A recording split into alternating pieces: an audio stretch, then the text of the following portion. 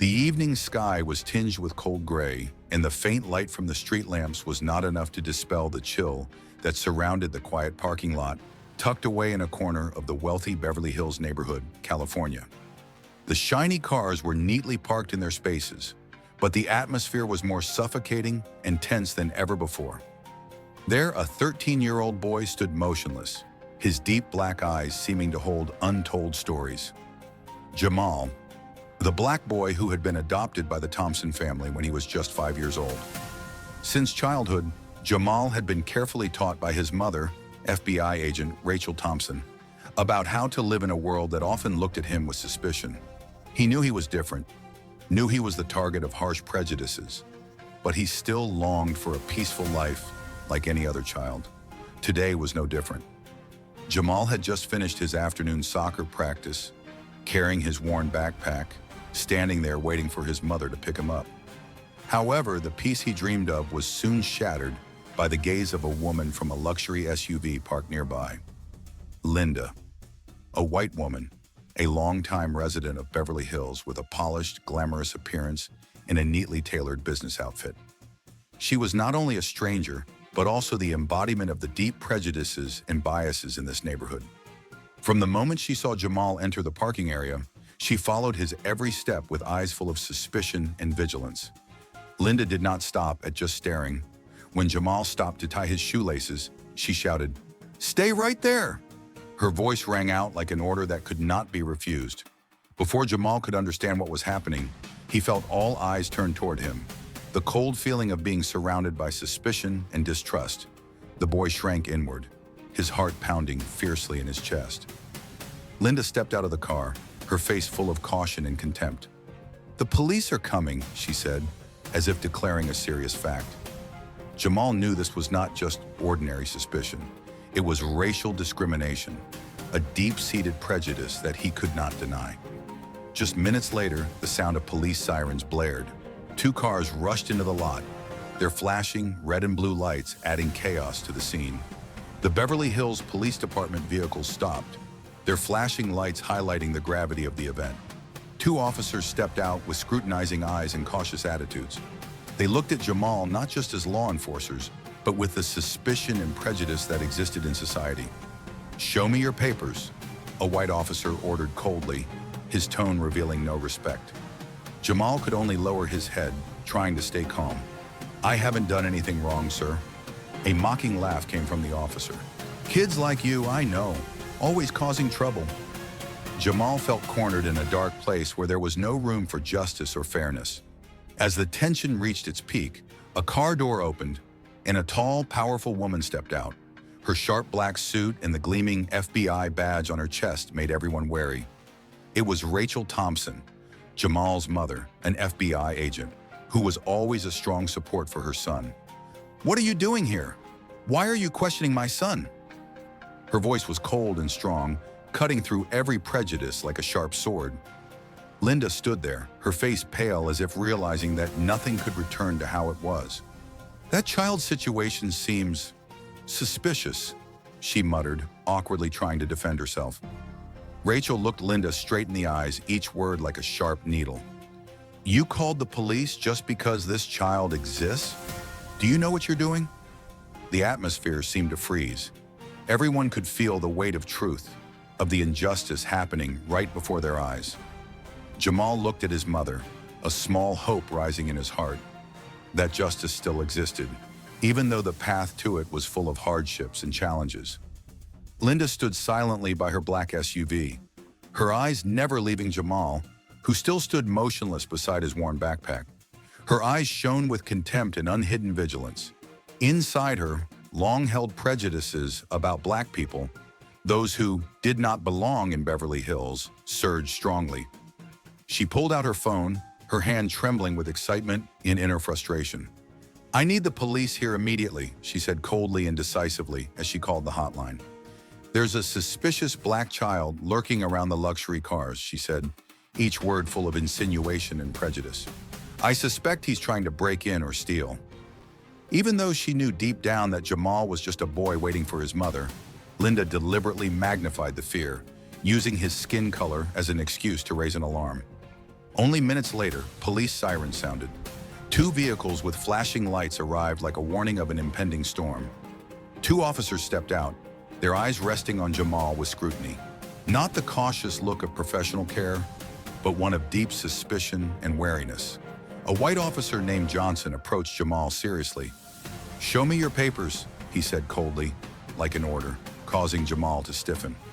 "I don't have any papers," Jamal replied softly, his eyes wet as he looked down. Johnson smirked sarcastically. "That's common. Kids like you often avoid the law." The harsh, prejudiced words pierced Jamal's heart like knives. The boy bit his lip hard, trying to suppress the turbulent emotions rising inside him. Linda stood beside them, arms crossed, wearing a satisfied expression as she saw the police begin to take things seriously. She did not hesitate to speak loudly. "See? Don't you get it? Here, right in this upscale Beverly Hills neighborhood, there are still untrustworthy kids. We have to maintain security for the community. We can't let those street kids roam around."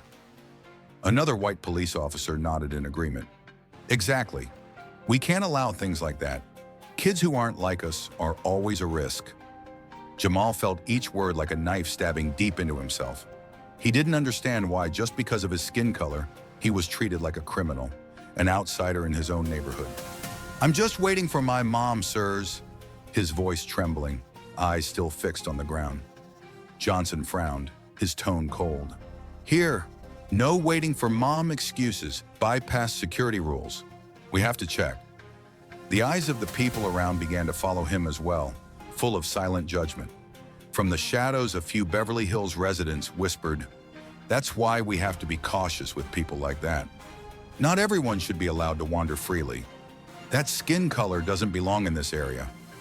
Those words seeped like poison into Jamal's mind, making the little boy shrink as if erased from existence. Suddenly, the SUV door opened and a tall figure stepped out. Rachel Thompson, Jamal's mother. Her gaze was cold as steel, the FBI badge gleaming under the lights. "Let me handle this," Rachel said with authority. The entire parking lot fell silent for a few seconds. The appearance of an FBI agent was not an everyday occurrence in Beverly Hills. Johnson and the other officers looked at Rachel cautiously, but remained on alert. Rachel approached, looking Johnson straight in the eyes, her voice undeniable. "My son is standing here, doing nothing wrong. Why are you questioning him like a criminal?" Linda tried to interrupt. "The child's circumstances seem suspicious." Rachel looked at her coldly. "You called the police because of a boy's skin color? Do you know what you're doing?" The atmosphere instantly became suffocating, words like knives piercing through prejudice, forcing everyone into silence. Jamal looked at his mother, his heart suddenly warming. She was the only one who understood and stood by him in this world full of bias. The flashing lights of the police cars made the Beverly Hills parking lot's atmosphere colder and heavier than ever.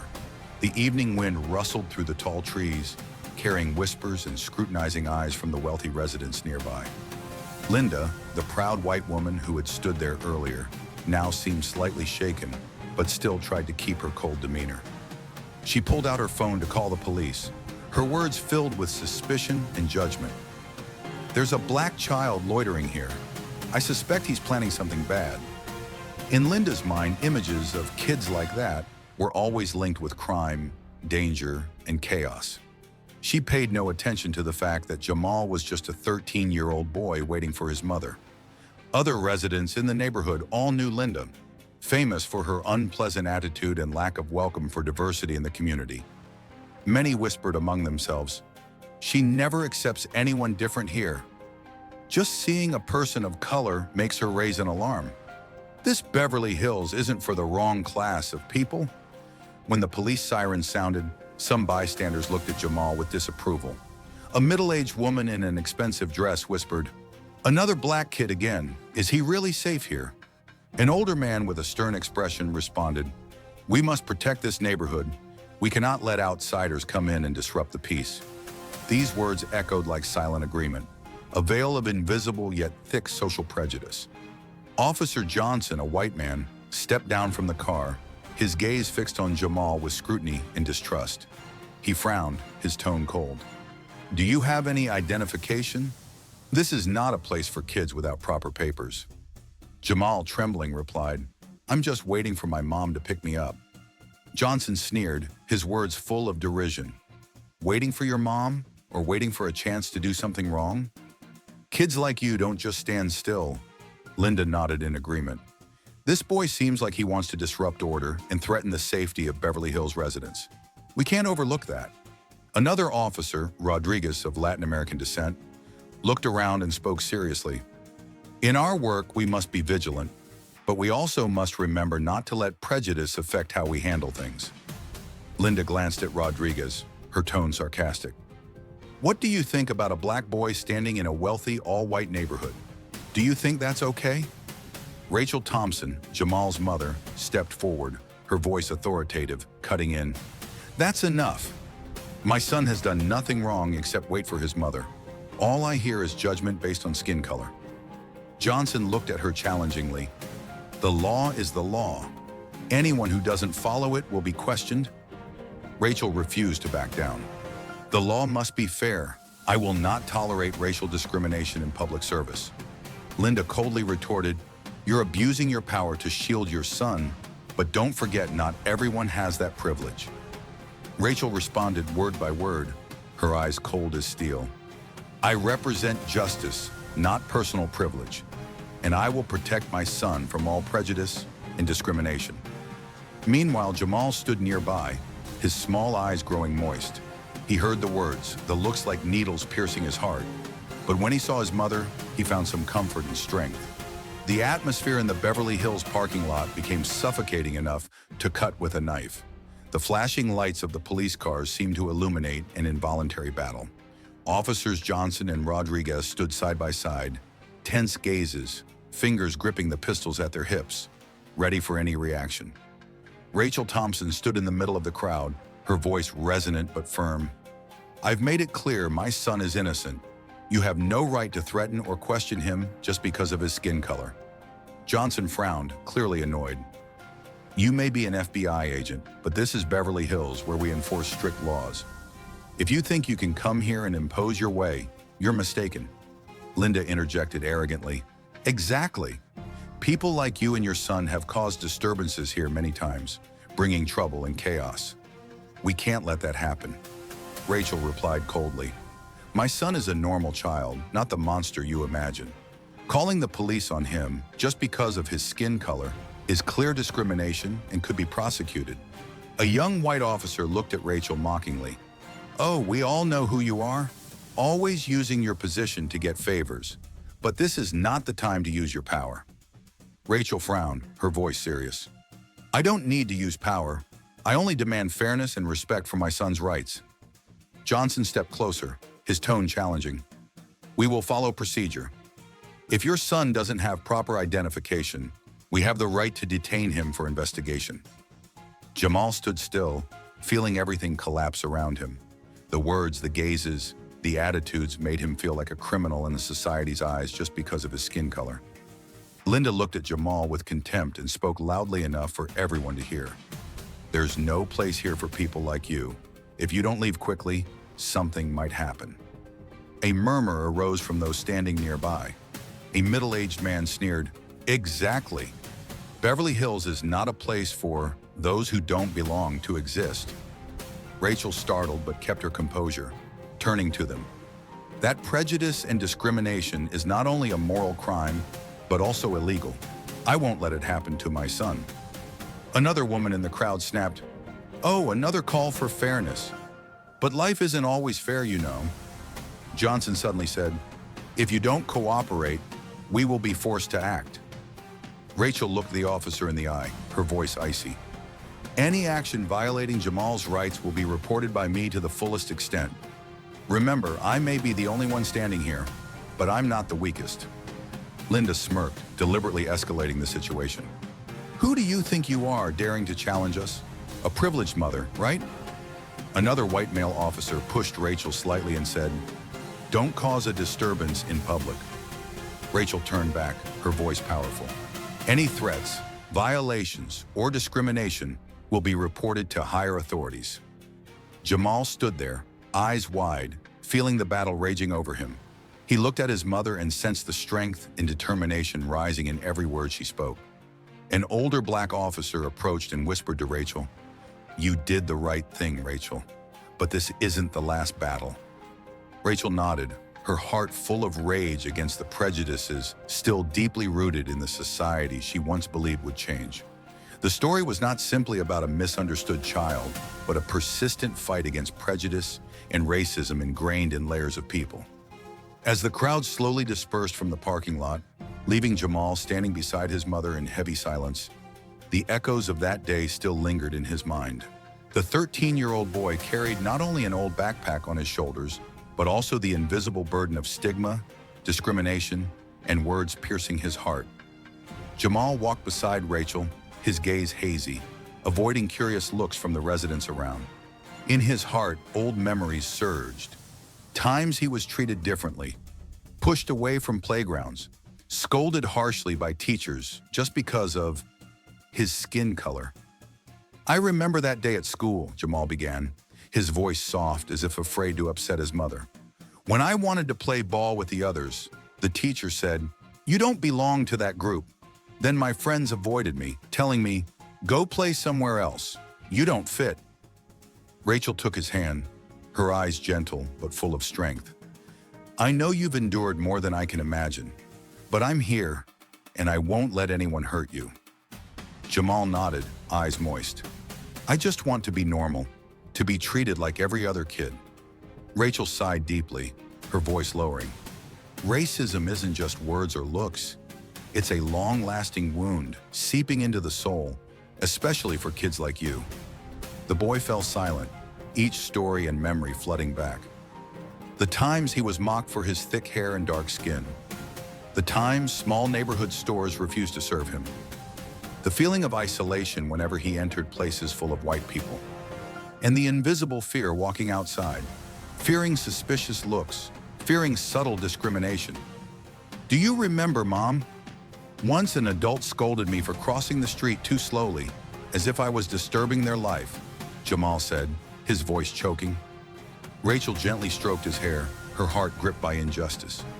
"You have been so brave to endure all of that." Jamal looked at his mother, eyes brightening. "Mom, what can I do to change the world, so no one else has to go through what I did?" Rachel smiled, eyes full of faith. "You start by being yourself, living true to who you are, not letting prejudice defeat you. And I will stand by you, fighting for fairness, for justice." The boy felt newly empowered, a flicker of hope glowing in the darkness. But deep inside, Jamal knew the road ahead was long, with many challenges waiting. The memory of the Beverly Hills parking lot today was a warning. The world still holds many prejudices, discrimination, and injustice. But it was also a reminder that no one is alone in this fight if we choose to stand up and struggle together. Immediately after the incident at the Beverly Hills parking lot ended, the story of Jamal and FBI agent Rachel Thompson quickly spread at a rapid pace, going far beyond the boundaries of this affluent neighborhood. Social media platforms like Facebook, Twitter, Instagram, and TikTok were flooded with posts, videos, comments, and heated debates surrounding the event. First, within the Beverly Hills community itself, residents' reactions were a mixture of outrage, division, and calls for change.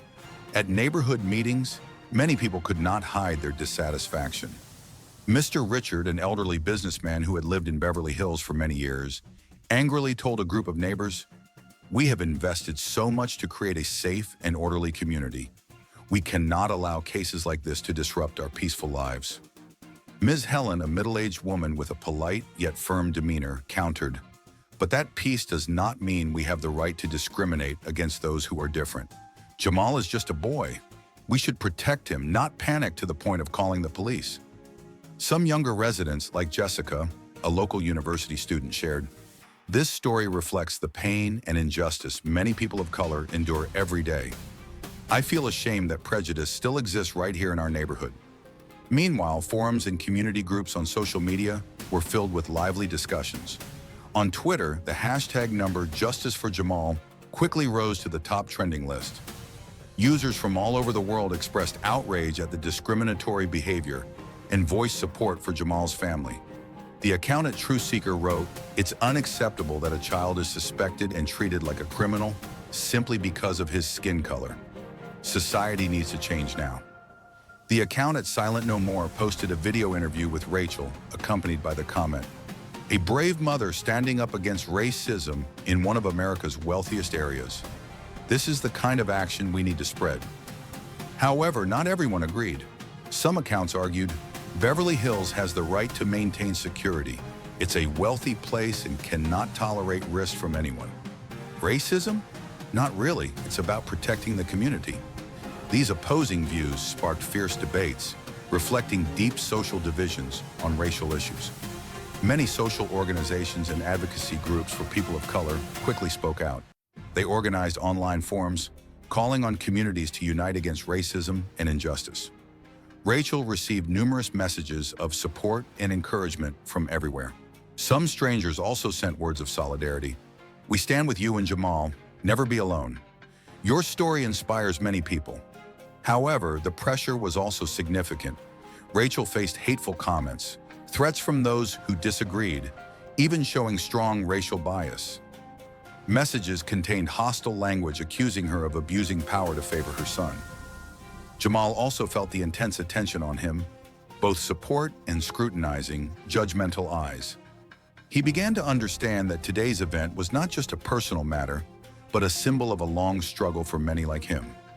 A community meeting was held shortly after, gathering many residents, activists, and local leaders. Lively debates took place, where conservative voices clashed sharply with calls for change. Mr. Michael, a longtime resident, declared, "We cannot allow outsiders to influence our way of life. We must preserve the values and safety of this neighborhood." Meanwhile, Linda was placed at the center of controversy, with many demanding a public apology and a retraction of her accusations of racism. During the forum, Rachel spoke firmly, "Justice does not discriminate by wealth, skin color, or status. We must build a fair society together with no place for prejudice." Night gradually fell over the glamorous city of Beverly Hills, the bright lights illuminating every street but unable to dispel the shadows of lingering prejudice and injustice within society.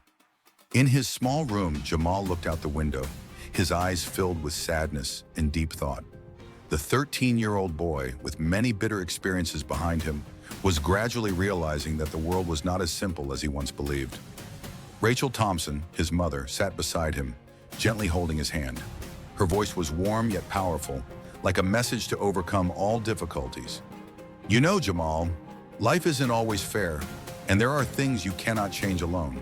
But that is why we must stand up, be braver, and never let prejudice and hatred crush our hearts." Jamal turned to his mother, tears welling in his eyes. "I feel so small, Mom. What can I do to change this vast world?" Rachel smiled, her eyes shining with faith. Strength doesn't lie in age or size, but in will, in a heart that knows love and justice. A small step you take today can pave the way for a better future for many.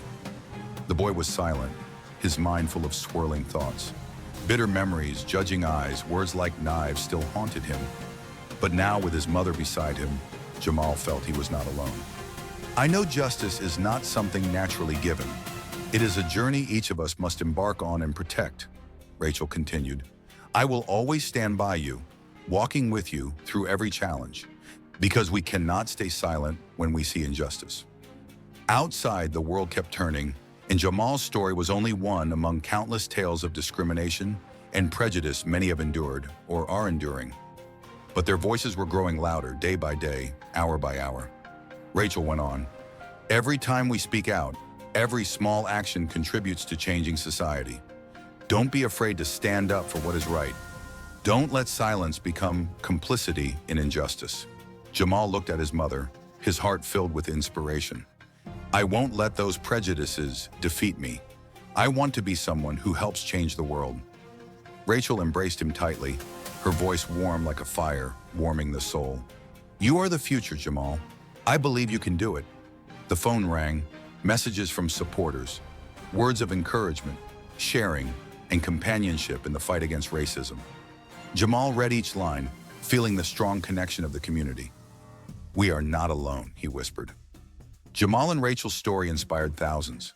Social organizations and advocacy groups used it to promote education campaigns, raise awareness, and call for changes in policies and social consciousness. At a large online forum, Rachel spoke before thousands of followers.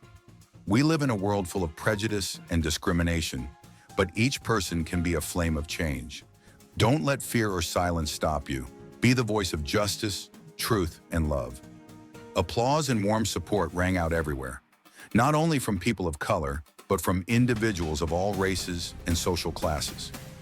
Though young, Jamal became a symbol of hope and the power of unity.